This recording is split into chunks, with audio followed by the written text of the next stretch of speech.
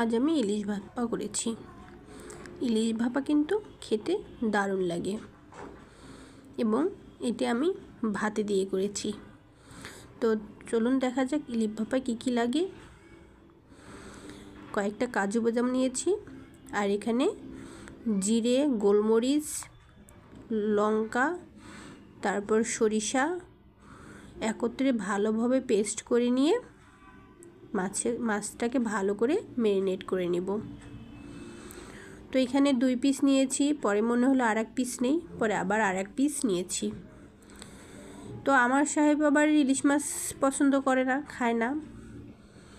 তো আমি একাই ইলিশ মাছ ভেজে খাই, এভাবে খাই, তাই আপনাদের সাথেও শেয়ার করছি।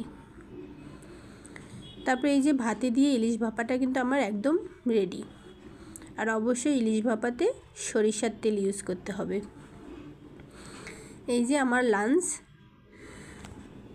সরিষা দিয়ে ইলিশ ভাপা, এদিকে হচ্ছে বেগুন আলুর ভর্তা, ওদিকে আছে সয়াবিনের রসা। খেতে কিন্তু অসাধারণ। আপনারাও ট্রাই করবেন, খেয়ে জানাবেন কিন্তু কেমন হয়েছে।